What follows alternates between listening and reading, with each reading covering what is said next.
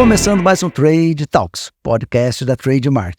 Hoje com a deputada Mabel Canto, deputada estadual de segundo mandato, uma que vem vencendo as eleições, cada vez crescendo mais com a sua votação, filha do radialista, apresentador de televisão, político, ex-prefeito, deputado Joselito Canto, então berço tem da política, conhece muito. Então, muito prazer, Mabel, para receber você aqui no nosso podcast. Eu que fico feliz pelo convite em estar aqui na Trade, para a gente conversar um pouquinho sobre as ações aí do nosso mandato, sobre essa vida política que é um tanto recente, né? Eu mesma como deputada e como política, mas que há tantos anos, como você já diz, acompanha o pai aí na sua trajetória. Você é uma deputada que vem, uma política, né? Não só deputada, hoje é deputada, amanhã sabe lá o que pode ser. Então, mas é uma política que vem vencedor, né? Cresceu, o primeiro mandato fez 35 mil votos, depois foi para 61, terminando com 70 mil votos na última eleição para prefeito, foi para o segundo turno, né? Um segundo turno, parece que Ponta Grossa, eu já tive em campanha lá com o Vosgrau, ganhamos contra o Sandro Alex, também por 4 pontos, 5 pontos de diferença, acho que 4, 5 pontos é a diferença do segundo turno de todas as eleições. É uma vencedora, né? Vem num crescente fantástico. Eu acho que é a demonstração aí do nosso compromisso, da nossa responsabilidade com o mandato. Como você disse, né? A primeira eleição, 35 mil votos, sendo que 28 mil votos foram em Ponta Grossa. Na época já fui a deputada estadual mais votada naquela eleição, ali no município. E nessa última, então, 70 mil votos. Foi uma votação muito expressiva, né, ali, principalmente na cidade, porque 51 mil votos foram em Ponta Grossa. E eu me tornei a deputada estadual mais votada da história do município, né, o que também me dá uma grande responsabilidade em representar Ponta Grossa na Assembleia Legislativa.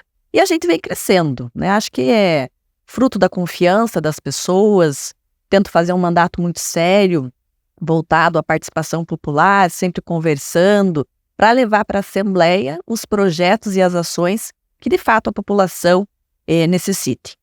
E não foi só em Ponta Grossa que foi bem votado, né? Carambeí, Ipiranga, na região ali, você foi a primeira votada nessas cidades? Sim, eu sou a deputada estadual mais votada de Ponta Grossa, Carambeí, Ipiranga. Em Bituva, por exemplo, eu sou a deputada mais votada entre estaduais e federais, né? Que geralmente os federais são os mais votados, mas lá eu sou a mais votada de todos. Aí eu tenho segunda mais votada de Piraí, também de Tibagi, também de Palmeira, uma votação muito expressiva que até nem imaginava, fiz 1.700 votos lá. Eu até brincava com meu pai esses tempos, falei, nem você foi nunca bem votado em Palmeira e eu consegui ser bem votado. Então, assim, é uma votação muito expressiva, quase 20 mil votos na região. Campos Gerais está dominado, então, ali. É também muito trabalho, né? Foram esse último mandato, esses 4 anos, eu andei bastante pelos Campos Gerais, destinamos muitos recursos também, trabalhamos muito em prol das mulheres ali da região. Acho que é justamente esse reconhecimento agora, né, nesse último momento. Teve uma atuação muito forte na área social, né? Você foi responsável pelo programa Leite das Crianças. Eu fui técnica do programa Leite das Crianças, né? Fui na época do governador Beto Richa, então eu atuei bastante, andei bastante pelos Campos Gerais como técnica, né? Isso já me deu aí uma base, inclusive, para conhecer bem a região na época. Andava muito nas escolas, conversava muito com os produtores de leite, os pequenos produtores de leite. Então isso deu uma base, de fato, de trabalho também. Que esse programa era basicamente para os pequenos produtores, pequenos agricultores, que tinha uma condição, uma outra oferta para conseguir vender. E a nossa região, ela tem, né, um índice, né, uma cadeia leiteira muito promissora, né, uma das maiores, e ter esse contato, e principalmente das escolas também, conversando com os diretores, com as mães que pegavam esses leites para os filhos. É um programa que eu considero um dos mais importantes da história do Paraná, né? Inclusive, eu tenho projetos de lei na Assembleia para aumentar o programa, né? Estão em trâmite ainda, mas que beneficiariam mais crianças. Você foi idealizadora do programa Garagem da Mulher. O que é o Garagem da Mulher? Quando eu assumi o meu mandato em 2019, eu assumi como a primeira mulher representante de Ponta Grossa na Assembleia Legislativa, né? Nunca tínhamos tido uma deputada estadual. Então, eu vim com essa bandeira muito forte do trabalho em prol da mulher. E aí, tirando os projetos de lei, a gente começou a pensar em ações em prol da mulher diretamente. E aí nós criamos, até copiando um pouquinho a antiga Garagem da Esperança, que foi idealizada pelo meu pai, que é um trabalho social de mais de 30 anos ali em Ponta Grossa. Criamos a Garagem Mulher, que atende, então, mulheres em N situações, em N áreas, oferecendo cursos de capacitação, né, para essas mulheres, empreendedorismo, saúde da mulher, também questão de combate à violência contra a mulher, que infelizmente a gente vê crescendo diariamente. Então a gente pegou esse trabalho do mandato em prol da mulher, mas colocou de forma assim, bem pontual ali em Ponta Grossa e nos Campos Gerais para fazer esse atendimento direto. Então eu atendo lá, por exemplo, mães que têm filhos que precisam de remédio, que precisam de exames. A gente contribui, por exemplo, na questão de cirurgias que às vezes demoram pelo SUS, e daí as mães desesperadas, as famílias fazem as vaquinhas, nós contribuímos. Enfim, é um trabalho bem amplo nessa parte da saúde, porque saúde também é uma das prioridades que eu entendo no mandato. Então a gente foca bastante nisso. E você é muito ativa. 84 projetos, 41 já viraram leis. Você é a deputada que mais fez, porque é um volume grande de projetos, é uma coisa, conseguir virar lei é outra coisa. Eu, desde o começo, eu entendi que a apresentação dos projetos de lei não pode ser qualquer coisa. Primeiro que você tem que ter, eu sou advogada e primo pela legalidade e constitucionalidade. Inclusive, hoje eu sou membro, né, da própria CCJ, na análise ali dos projetos. Então, sempre tive essa responsabilidade de apresentar projetos que, de fato, fossem constitucionais e legais, dentro das competências que a Assembleia Legislativa pode exercer. E claro que a tramitação do projeto de lei, ele é muito difícil, né? Ele passa pelas comissões pertinentes, tem projetos que levam, às vezes, 2, 3 anos para serem aprovados, né? Alguns são mais céleres, né? Entretanto, chegar nesse número, de fato, eu fico bem satisfeito, sendo que 17 desses 41 são em prol da mulher paranaense, na criação de direitos em prol das mulheres. Eu tenho uma lei, que foi o primeiro projeto de lei que eu protocolei na Assembleia, que é a Lei do Parto Adequado, que permite que a mulher, a gestante parturiente, ela possa escolher a via de parto, né, do nascimento do seu filho. Cesariana, inclusive, pelo SUS. Antigamente, lá em Ponta Grossa, nós tivemos o caso de um hospital que ficou muito emblemático, o Hospital Evangélico. Tivemos casos de óbitos fetais, de mortalidade materna, enfim, é uma situação de violência obstétrica muito forte. E eu recebia, isso antes de me candidatar, até porque na época estava, né, como radialista, então a gente recebia muitos pedidos. Por que a mulher não pode escolher? Por que aquela mãe que está lá no sistema suplementar de saúde, no sistema privado, né, no plano de saúde, ou a mãe que paga um médico particular, ela pode escolher a cesariana, por exemplo, e não sofrer tanto? E foi uma coisa que realmente, né, começou a me indignar. E aí, quando eu vim para a Assembleia, apresentei esse projeto. Ele tramitou durante 1 ano também, não foi um projeto fácil, né? Teve várias restrições, alguns órgãos trabalharam contra, mas no fim eu consegui aprovar, o governador sancionou, e se tornou lei. Desde 2020 é lei. Eu ainda estou travando uma batalha judicial por conta da lei, porque infelizmente o Ministério Público entrou com uma ADI no tribunal contra o projeto, né? Ele está em fase de instrução ainda há um tempo a ser julgado, mas a lei vale em todo o estado do Paraná.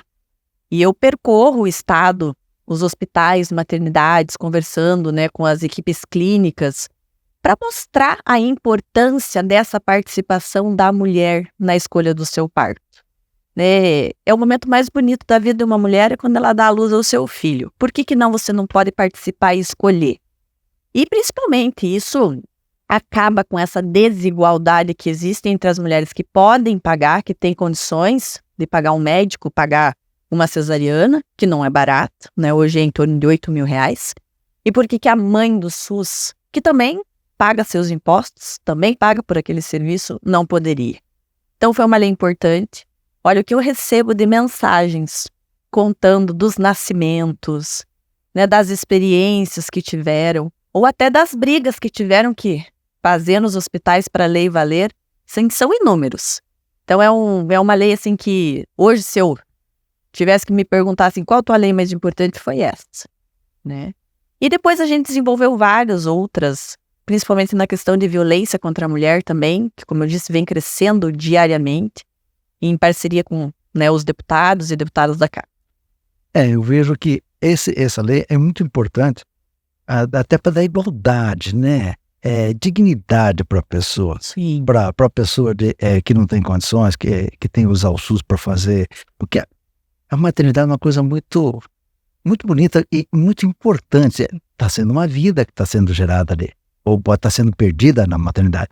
Então, escolher, poder participar, eu acho essa lei assim, achei fantástica, assim, eu acho uma coisa muito bonita, né? E pelo teu trabalho de valorização da mulher e toda mulher.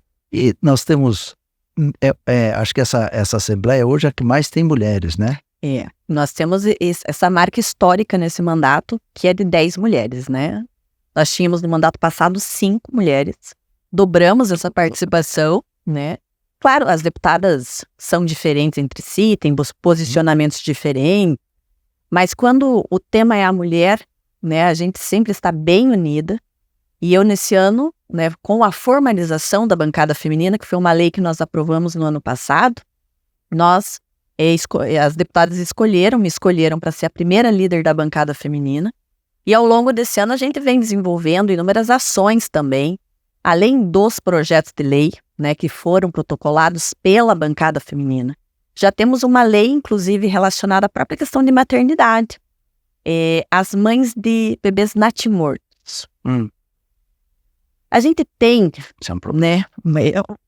É uma dor que não existe. É terrível, né? Sim, para a mãe, para o pai, para aquela família que pensa, gestou ali durante 9 meses, quase 10 meses, né? O seu bebezinho. E aí acontece, infelizmente, esse fato do bebê falecer.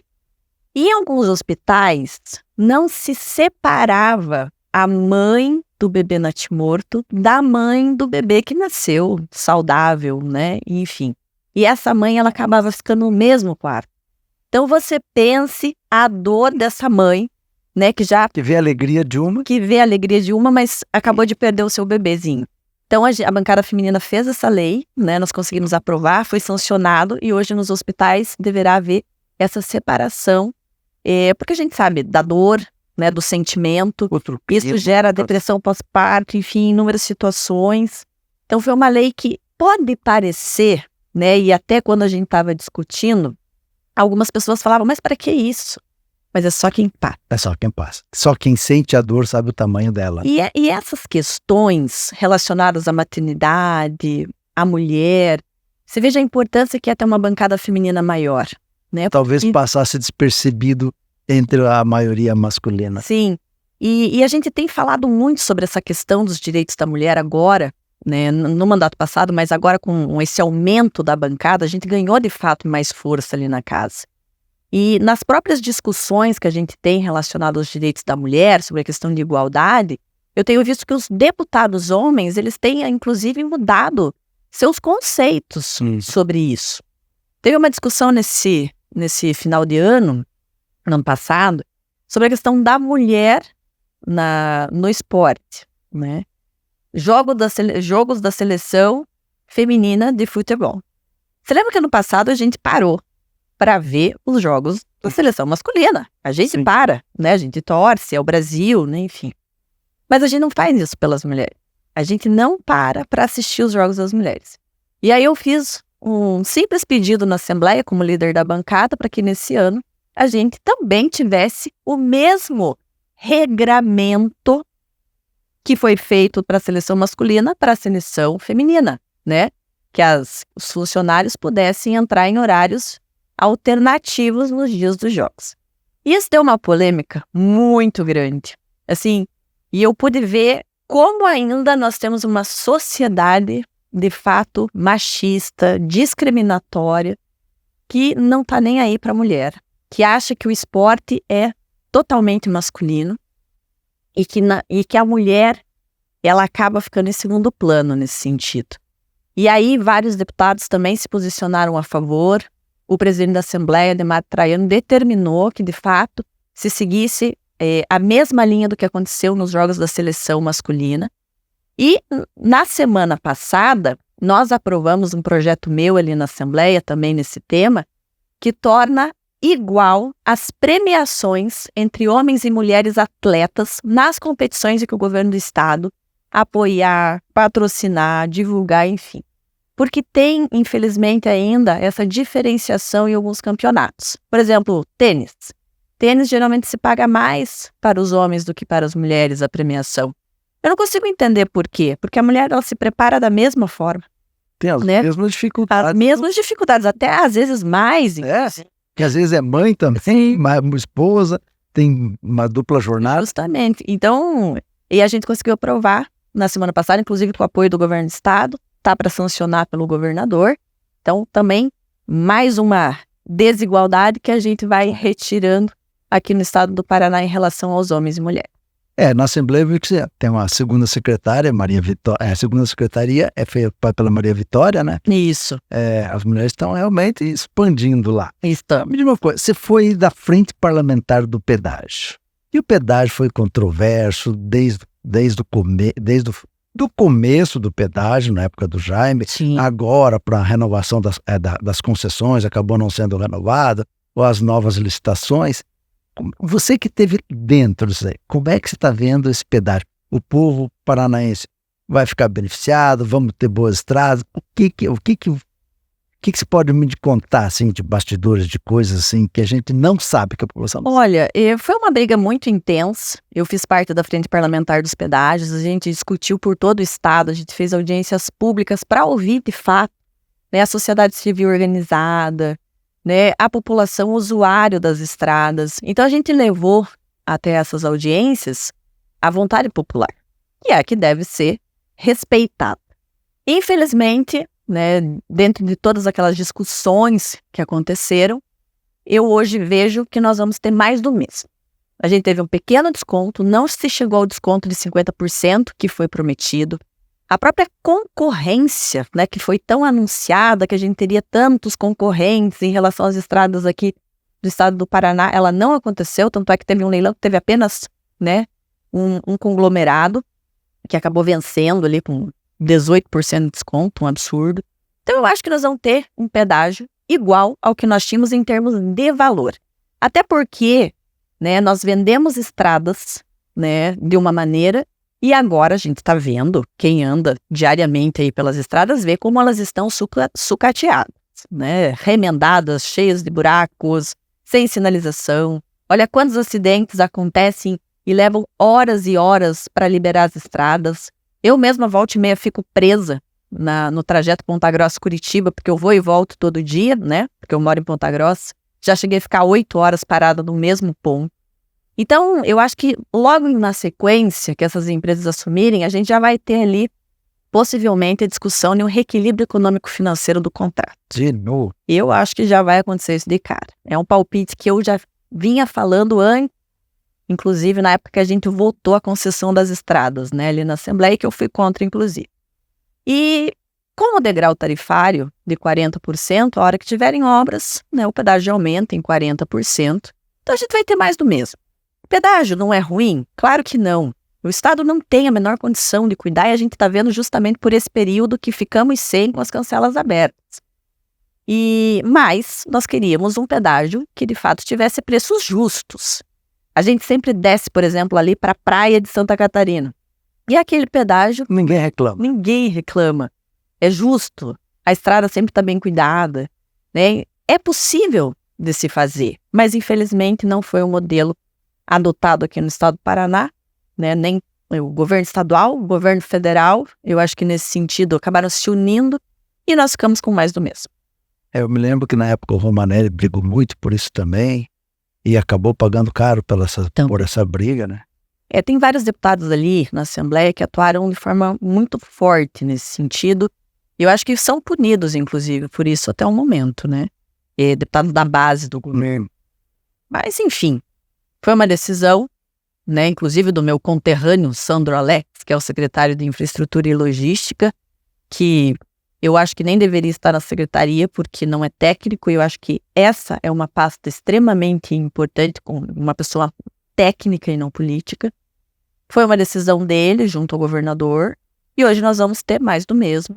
E a população, claro que está sentindo falta do pedágio, né? Eu sinto todo dia quando eu vou e volto, é evidente. Ninguém reclama do pedágio. Ninguém reclama. Só que é um custo mais justo. Justamente. Né? Vamos falar um pouquinho de futuro, Mabel. Como está a prefeitura de Ponta Grossa? Você vai disputar, o teu grupo vai disputar, né? Você tem vocação pessoal, vontade pessoal? Ou vai com um grupo? Como é que está esse jogo lá? Porque, a princípio, tive uma entrevista com o Murilo, com o Ricieri, num bate-papo com o Carlos Kolba, que aqui também, me parece que tinha. No começo tinha o Marcelo Rangel, meio querendo dizer, a Elizabeth, você, Joselito, Aliel, e nesse bolo todo. Aí o governador declara apoio a Elizabeth. E aí fica como fica o Marcelo, que tinha vontade, não tem. Você que é de lá, o que você sente nessa efervescência política, como é que dá? Eu acho que os atores em si não estão definidos, né? Eu acho que os grupos sim, né? Nós temos aí o nosso grupo, que é composto por mim, pelo Joselito, pela vereadora Josi Canto. Nós temos aí o grupo do Marcelo Rangel, do Sandro Alex, e que tem ainda no seu grupo, por mais que falem ou não, a prefeita Elizabeth, né, que quer disputar a reeleição, tem trabalhado muito para isso, pelo que a gente está vendo. Tem o grupo do Aliel Machado, que a gente não sabe se vai, não vai, porque nas últimas ia e acabou também não indo. Então, eu acho que esses atores ainda, de fato, não estão definidos. Eu, hoje, figuro como primeira colocada em todas as pesquisas que saíram, nos levantamentos internos. E quando eu saio na cidade, as pessoas me pedem, Mabel, seja candidata a prefeita, está na hora da gente mudar esse grupo político. Mas, ao mesmo tempo, a gente tem também um recurso ainda no STF em relação à elegibilidade do Joselito, que pode, então, torná-lo elegível para a próxima campanha eleitoral. E aí, se isso se confirmar, provavelmente deve ser ele daí o candidato, porque daí eu continuo na Assembleia Legislativa, até porque, como a gente estava falando antes, eu não sou só deputada de Ponta Grossa, eu também sou deputada de uma região toda, né? Então, é uma decisão difícil nesse aspecto por isso. E do outro lado, a gente tem, pelo que estamos vendo, uma briga interna entre a Elizabeth e os irmãos, Marcelo e Sandro. O governador deu uma entrevista dizendo que apoia a Elizabeth, mas a todo momento a gente está vendo ali as conversas internas dizendo que isso não é bem assim, que a Elizabeth tem um prazo aí para crescer nas pesquisas, porque senão o candidato deve ser o Marcelo Rangel. Inclusive, na semana passada, eu vi uma entrevista do deputado Aliel Machado falando que o próprio Sandro Alex tinha dito a ele que o candidato do Sandro e do governador era o Marcelo Rangel. Então, acho que ainda há essa indefinição desses nomes de fato que vão concorrer. Agora, que os grupos estão definidos, isso não há a menor dúvida. E nós entendemos que é um momento que precisamos mudar esse grupo que está há 12 anos no poder, que vai completar 12 anos no poder, né, que é a Elizabeth e o Marcelo Rangel. Há um sentimento de renovação na cidade, e eu acho que isso se refletiu justamente nessa última campanha para deputada estadual e deputado federal, porque eu e o Joselito fomos os mais votados da cidade. O Joselito, inclusive, dobrou a votação do Marcelo e do Aliel juntos, né? Os dois juntos não fizeram a votação que o Joselito fez em Ponta Grossa. Então, acho que isso reflete muito esse sentimento que a gente tem nesse momento lá em Ponta Grossa. O Joselito foi tirado lá, né? Quando ele foi brigar com o Beto Richa, PSDB, eu falei, vai perder, porque o judiciário é PSDB. A gente esperava que o Beto Richa fosse o deputado federal mais votado, inclusive um dos mais votados. Foi uma surpresa enorme para nós no dia da eleição, que o Joselito, inclusive, né, ficou à frente dele. E foi eleito deputado federal. Deputado federal eleito. Mas, infelizmente, por conta de uma cessão de um deputado, de um policial militar, lá da época de quando o Joselito era prefeito ainda, né? Isso lá em 98, 99. Virou um processo e até hoje está esse imbróglio, que infelizmente resulta no entendimento agora de que o Joselito só pagou a multa no ano passado, porque, na verdade, ele já cumpriu a pena, a sanção que foi de 3 anos. Ele cumpriu a ficha limpa ainda, 8 anos, e agora eles querem que ele fique mais 8 anos ainda inelegível. Isso, para mim, é uma pena ad eternum, é absurdo no meio jurídico, assim, todos os advogados que eu converso falam que isso é um absurdo, né, juridicamente falando, mas enfim, agora a gente tem que esperar esse posicionamento do STF, há um recurso em trâmite, e há um recurso em trâmite para a devolução do mandato de deputado federal, mas há uma tese também da elegibilidade do Joselito a partir do próximo ano. Nós não falamos aqui, mas o ex-deputado Márcio Pauletti está se posicionando, porque ele já concorreu, não ganhou. Sim. Ele vem, não vem para prefeito? O que você... Ele nos disse que não é candidato até 2028, ele reassumiu o comando ali, né, do Grupo do Mercado Móveis e disse que realmente não é candidato. Ele me apoiou no segundo turno, né, nas eleições municipais. Mas, enfim, pelo que a gente sabe, realmente ele não é candidato, não tem se posicionado também de nenhuma forma.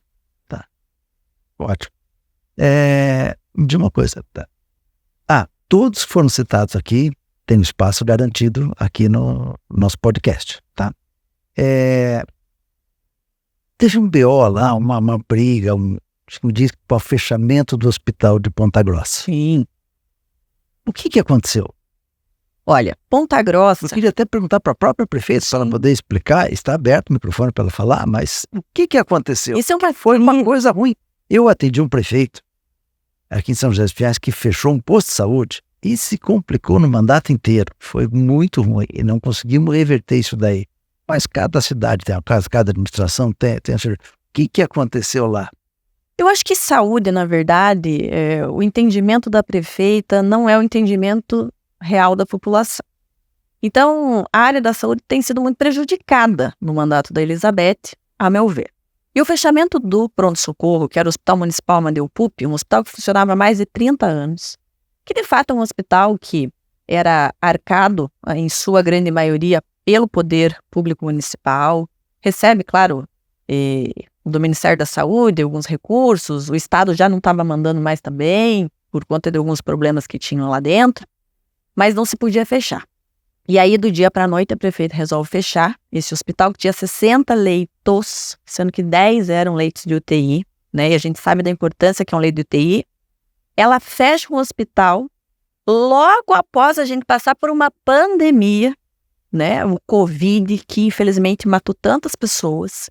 Quantas pessoas naquela época lutaram por uma vaga de um leito de hospital, né, para serem internados? Então, não se fecha portas na saúde. Eu já aprendi isso na minha pouca caminhada política e eu aprendi que não se fecha nenhum leito, nenhuma unidade de saúde. A gente tem que abrir as portas. Era um hospital de portas abertas, que acabava atendendo também a região dos Campos Gerais. E aí, quando ela fecha, ela cria um colapso da saúde ali dos Campos Gerais. Porque não se abriu nenhuma vaga em nenhum outro hospital. Santa Casa, Bom Jesus, o Hospital Regional continuaram com as mesmas vagas que tinham. E aí, todo esse pessoal que era atendido ali no Amadeu Pupi, no pronto-socorro, ele teve que ser migrado para esses outros hospitais.